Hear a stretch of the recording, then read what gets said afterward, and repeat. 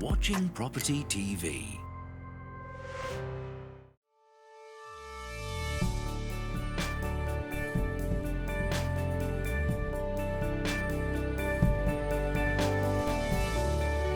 Hello and welcome to Property Summits, the must-watch show for property investors and developers alike. I'm Emma Birchley, and with me today are not 5 but 6 experts at the top of their game. First off, our newest member, Ranjan Bhattacharya. He's an investor, YouTuber, mentor and all-round authority when it comes to the world of property. So too is Nicholas Warwick, a seasoned property developer, investor and author, as well as being CEO of the world's largest international property forum. Richard Bush joins us too, a man who turned a personal interest in crowdfunding and peer-to-peer lending into a professional passion, co-founding Crowdlords. Also here is John Howard, having bought and sold more than 3,500 houses, apartments and developments in the UK. He's certainly been there and done it and isn't afraid of sharing what he's learned along the way. Now, Paul Mahoney is joining us too. Best-selling author and serial entrepreneur, he founded Nova Financial Group, providing property investment advice with a particular focus on the buy-to-let sector. And last, but most certainly not least, is Tony Gimple, a man with 40 years in the business. He's a leading advisor when it comes to tax planning. Hello, gentlemen. Nice to see you all. Hi. So, the high street, we know that it's changed a lot, hasn't it? Ranjan, what do you think it could look like come 2030? I think it's a fantastic question because I think there's a lot of talk about it dying. If you look at a lot of the media, they talk about it dying. And I don't think it's dying, it's transforming. And the question is what it's transforming to and how can property investors profit from that transformation? And I think it's transforming from a place where people have bought stuff to a place where people do stuff. You don't need to buy stuff on the high street, it's all going to get delivered. That's going to accelerate. There's also the death of cash, which has got accelerated during COVID. You don't need the banks anymore. You know, well before 2030, most, if not all, high street banks are going to shut down. And you know, I'll make a little prediction. I think by 2030, the amount of these convenience stores we have on the high streets will go down as well. The Tesco Metros, the Sainsbury's Locals, and the co-ops, and all of that. You know, because we've got these sort of places don't need to be in high street locations. They can be in off high street locations. They're already trialling autonomous deliveries and all of that. You'll be able to order your tea or milk and have it delivered in an hour. Couple that with AI, you know, where they know that how much milk every household is buying a week. It's quite easy then to make sure the right amount of inventory is in those off high street locations to deliver those regular shopping items to households.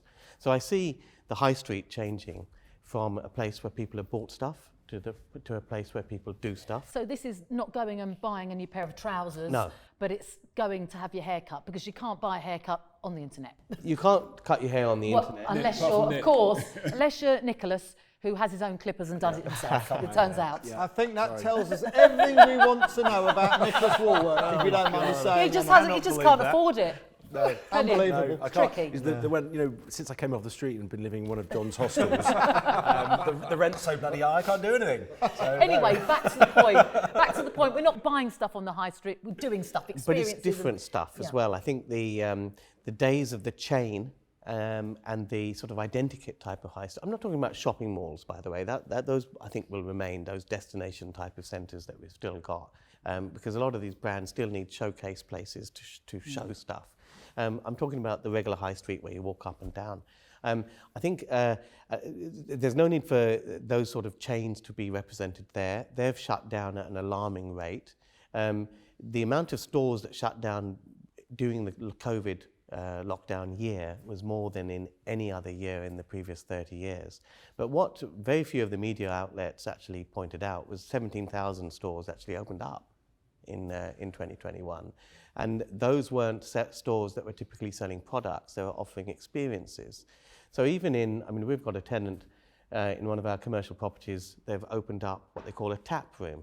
And I wasn't really that familiar with these sort of things. They're places where people experience specialty beers, but they're like pubs, but they're more boutique. They're on a micro level as opposed to national chain of places where you get all the branded beers and that kind of stuff. Unique experiences. It's unique experiences. It's more catered for the local sort of environment. And as people want to do stuff on the high street, more and more people will want to live on the high street because there's a surplus of space. And thanks to various permitted development rules, they're now able to be repurposed. I think there's two things that the government have done which have been fantastic. One is the permitted development that allows unused commercial spaces to be repurposed to residential. But there's also repurposing commercial to commercial. If you get a bank building and you wanted to make a restaurant, you'd used to have to apply for planning permission and it'd probably be refused.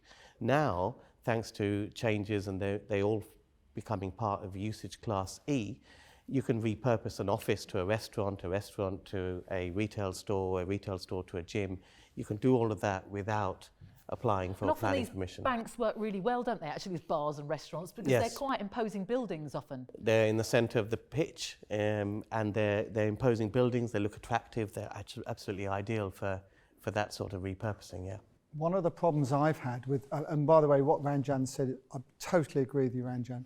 Couple of things. One, I found that we've got some empty space at the moment, and where we could get a national tenant to go in them and spend 200,000 fitting it out. At the moment, I can't get national tenants to go in. I can only get local tenants to go in. Of course, they won't spend the money to fit it out, so I'm going to have to fit them out, which is a burden to me.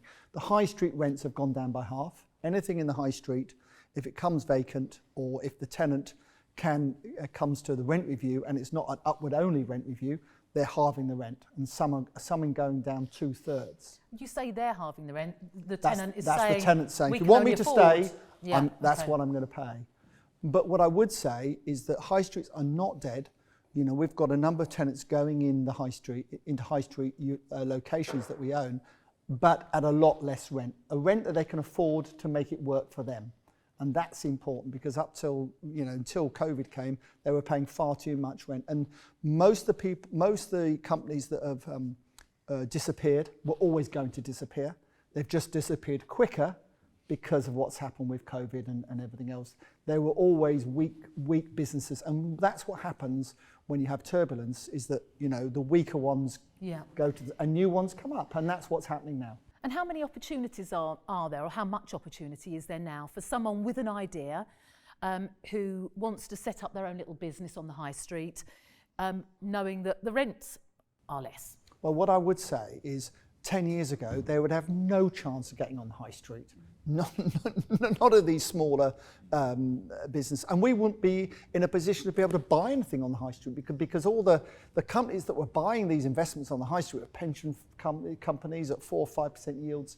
Now a local tenant can get on the high street, which is a great opportunity for them, and we're able to buy on the high street, which we were never able to do till now. Can I just comment on something you said about the rents? I think it's a very micro markets across the UK. There are areas where commercial rents, and particularly shop rents, have fallen dramatically.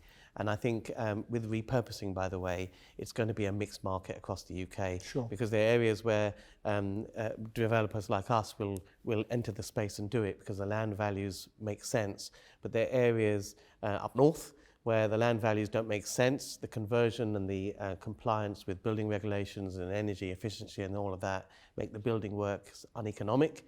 So the government will have to help those areas be repurposed, but they don't have to in the more prosperous areas. But Ranjan, they have done, because of the town fund, which is 25 million to 117 towns in the UK.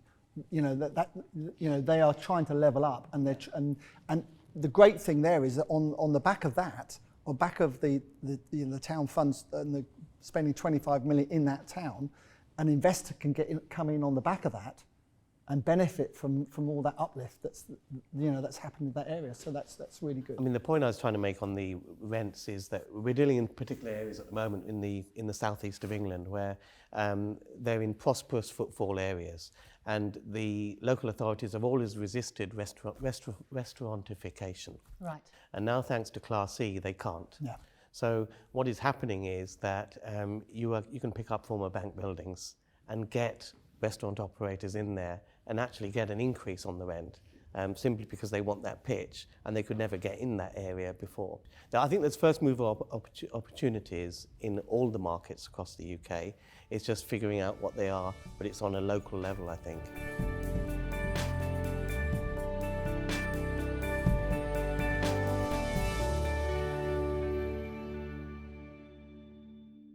You are watching Property TV. You are watching Property TV.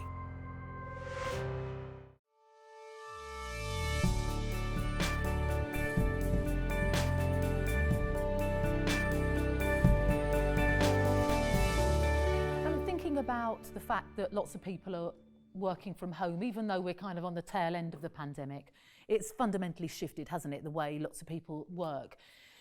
Forgetting the big town centres, but if you think of like the smaller community high streets, has that changed things? Because maybe people aren't going to London or wherever it might be and getting their coffee from a big chain, but they want to pop out at lunchtime and go to a local cafe, for example. Yeah, I think it's changing the footfall in small towns and big cities because people are working from home and not going to the office. But like Ranjan says, that creates opportunity for those spaces to be used and for those people to be served locally. I mean, we're funding a mixed-use development in Braintree, which is a small town. It doesn't have a great footfall, but the first thing to sell were the two commercial spaces on the ground floor. And they were going to small operators as opposed to national chains, and they got a good price for them. So I still think there's good opportunity for people with commercial. No one can deny, though, that high streets have changed, haven't they, in that in many areas there are loads of charity shops, there are a load of bookies and things like that. Is that going to change, do you think? It's constantly changing, isn't it? It's constantly changing, Isn't it? Yeah, and I think the bookies is one example of a leisure activity.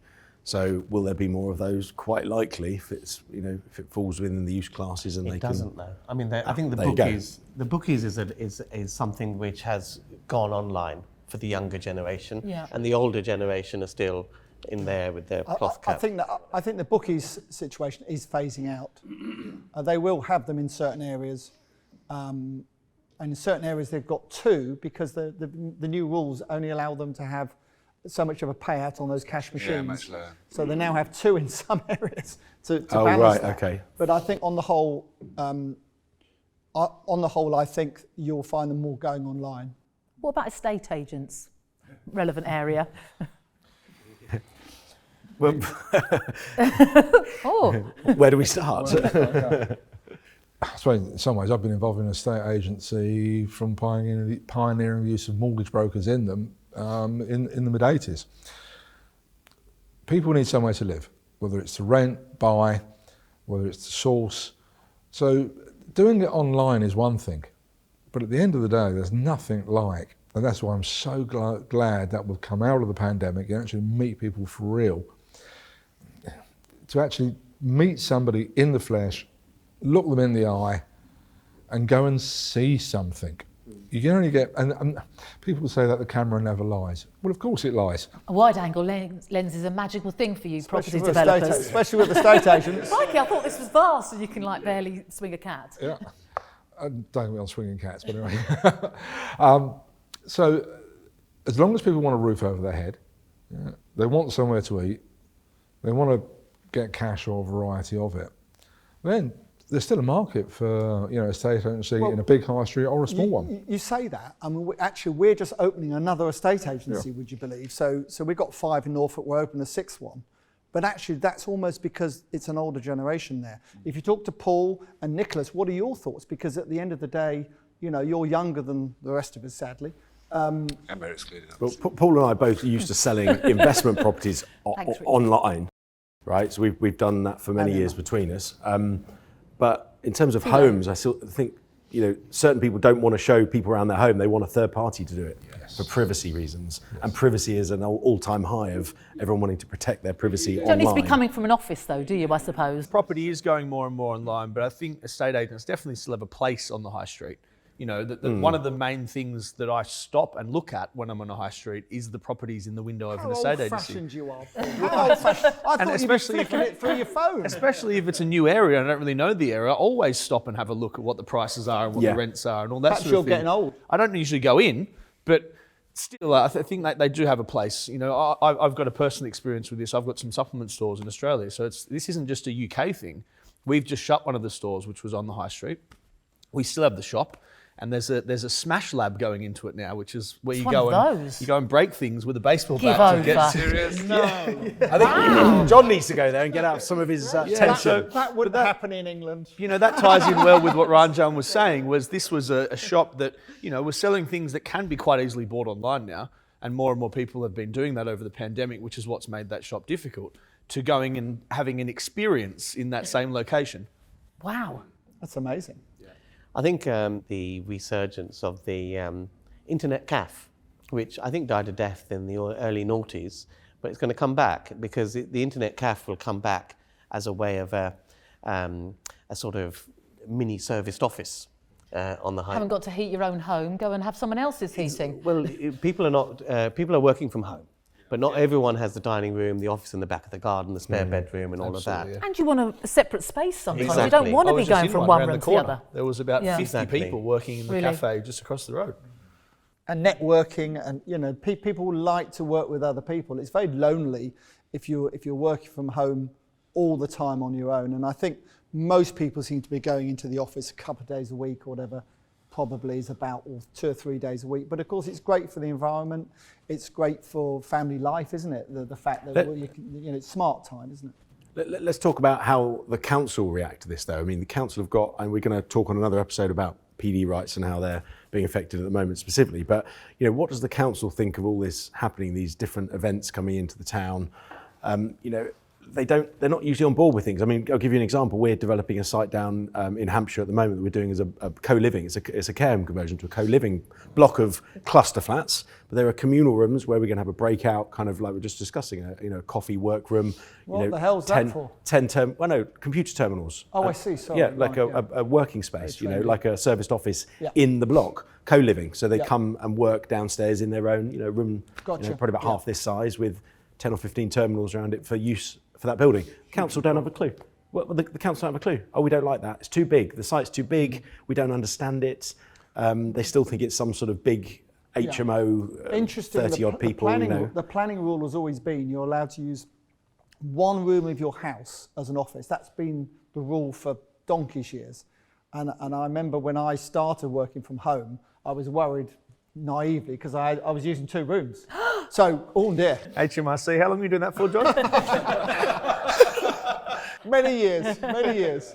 But it's true, isn't it? The councils are still in the 1980s Absolutely. in terms of Absolutely. these kind of changes. So The 1880s. Pretty much the 1880s. The 80s exactly. were good, weren't they, Ranjan? Will they catch up? Are they?